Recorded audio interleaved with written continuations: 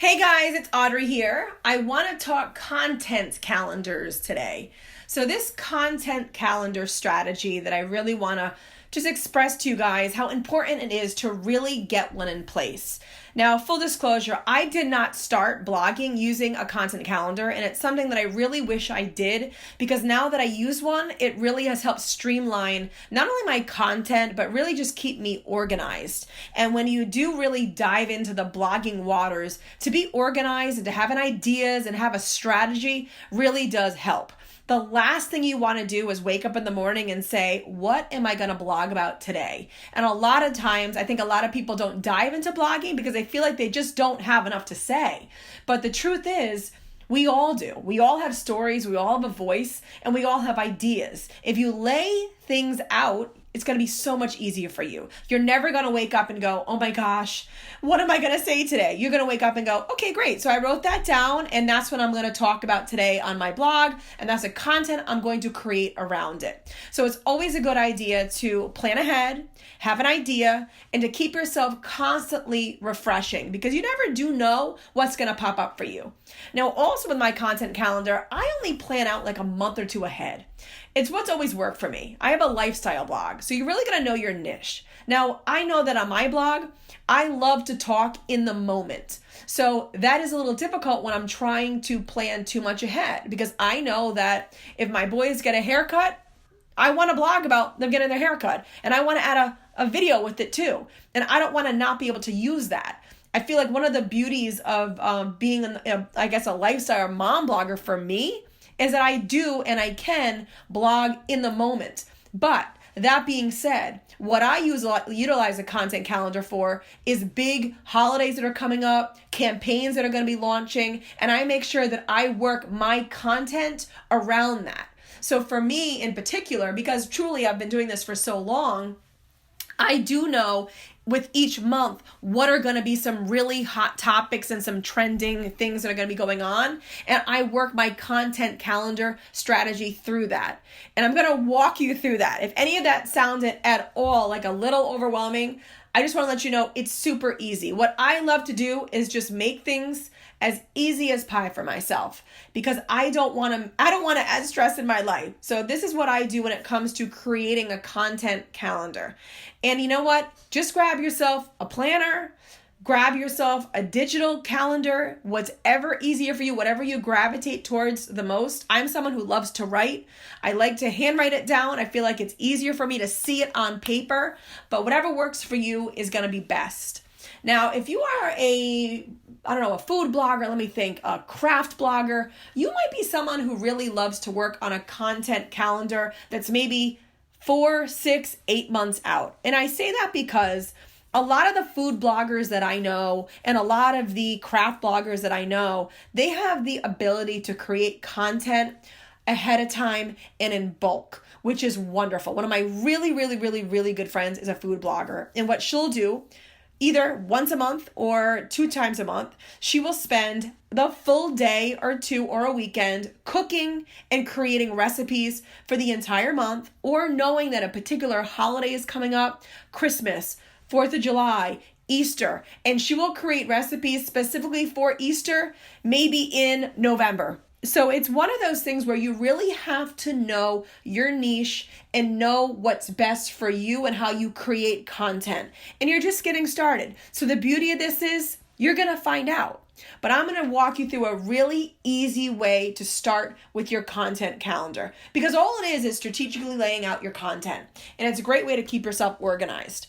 So I have a slideshow for you. So the first thing I want you to do, and I'm creating this video in March.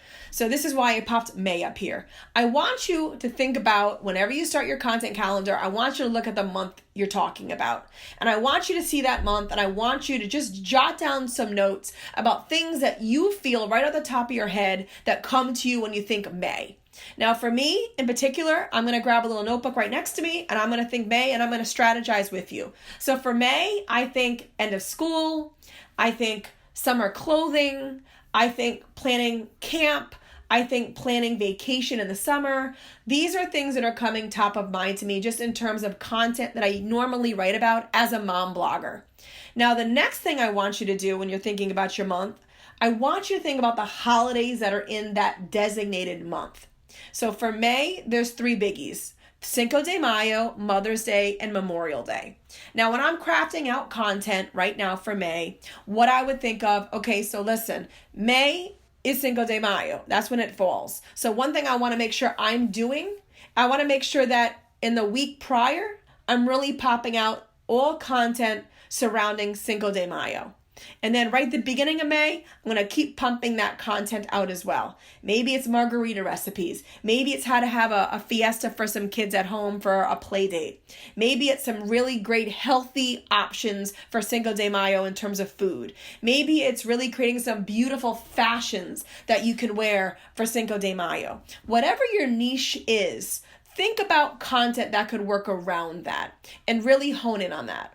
Now, Mother's Day. Mother's Day is a huge holiday, especially for somebody like me in the mom world. Now, you could do gift guides. You could do special recipes that you'd like for Mother's Day. You could do free gifts, maybe destination ways to celebrate. Mother's Day is one of those holidays where kind of anything and everything goes in terms of content. So it's definitely something to keep in mind as May hits, as I'm building up to May. Really what should be top of mind for me in March. Memorial Day. Now, Memorial Day, it's all about the kickoff to summer. So I'm thinking summer barbecues. I'm thinking summer vacations. I'm thinking truly the end of school. I'm thinking summer fashion for kids, for myself. So really, I have to start thinking of these things now for content that I want to create for May. And this is the point of what I'm talking about, me letting you know that it's March right now. I don't want to create this content that I'm talking about, especially the Cinco de Mayo content, because it's right at the beginning of May. I don't want to create that like April 28th. This is content that I want to start creating and teasing on my blog now. Through April, some really delicious Cinco de Mayo recipes, some really gorgeous ideas for Mother's Day in terms of gifts, some really wonderful ideas to how to kick off your summer. You want to start sprinkling all this into your content calendar now, which is why right now as we're brainstorming and you're in your little notebook jotting ideas down, this is important to take that step. It's the research step. Next note I want you to talk about is, which we're in right now, but we're taking notes and we're going to start to see what assets that we already have available to us or stuff that we need to create. This is what I mean. If we're talking Cinco de Mayo, do I have any recipes that I can maybe use on my blog from last year or the year before? If you are a brand new blogger, you don't have any maybe assets backed up. But if you are a blogger that's been in it for a year or two, you might have some content that you can pull from last year too. And you could do a little refresher post. And you could even say, last year I blogged about this, in particular, this margarita recipe, and people loved it. I wanted to make sure it was on the top of my blog again for you this year. So really start to think of what you have. Now, in terms of photos and blog posts that you need to write and videos and even travel. So this is what I mean by that. When we're talking about, like I had said, maybe summer fashion, these are things with trends that I'm going to have to take photos of summer fashion now in 2018. I can't use fashions from 2015 or 2016. I want to take trends now. So I know as I'm jotting my notes down, I'm going to have to fit photos into my content calendar. And that's going to take a little bit of time. Now for blogs that I need to write, unless I'm going to recycle posts from last year or maybe do a roundup post of stuff that I've already written, I'm going to have to make sure that I know that I need to actually physically write some blog posts around this particular content. Now for a video, if you're a food blogger, maybe you want to actually do a video of you creating a recipe. Maybe you want to actually show a beautiful Mother's Day breakfast in bed recipe that someone could do for their mom. So this is something that you would need to put in your notes, something that you still need to do. And then travel. Now, just in terms of maybe summer camp is a hot topic for the summer. So I might not be traveling hours, but maybe I want to go to a local camp. I want to take some photos of a camp that I'd love to feature on my blog. So I just want to jot in my notes, head to like Camp Fuller, make sure I grab some notes. It might be a 30-minute little trip, but still it's something that I need for my content. So you want to make sure that you're always keeping stock, again, for these big items that you have on your content calendar, what exactly you're going to need for them. Now, the next step is figure out how often you want to post. And this is something for your content calendar that you either want to write Facebook in one color, Twitter in one color, Instagram in one color, Pinterest, and YouTube. Now, rule of thumb, this is what Vera and I believe. You should post on Facebook 5 to 10 times per week, Twitter at least 3 to 5 times a day, Instagram 2 to 5 times per week, Pinterest 5 to 10 times per day, and YouTube 1 or 3 times per week. I put a star next to it because if you are not into vlogging, then obviously don't even think about that. But I wanted to add these in just to keep on top of mind for your content calendar, because these are things that you can easily write in. A lot of the times you might forget about them, like, oh my God, I never did Twitter today, or oh my God, I never posted to Instagram. If you jot it into your content calendar, this is what I need to do today. This is what I need to do today. This is what I need to do today. And just write even a T for Twitter or an F for Facebook or an I for Instagram. And you can legitimately just check things off as you do it. Perfect. But one thing that we've always found that really helps is to make sure, especially when you're starting out, once you get going, you do see how naturally you start to do this.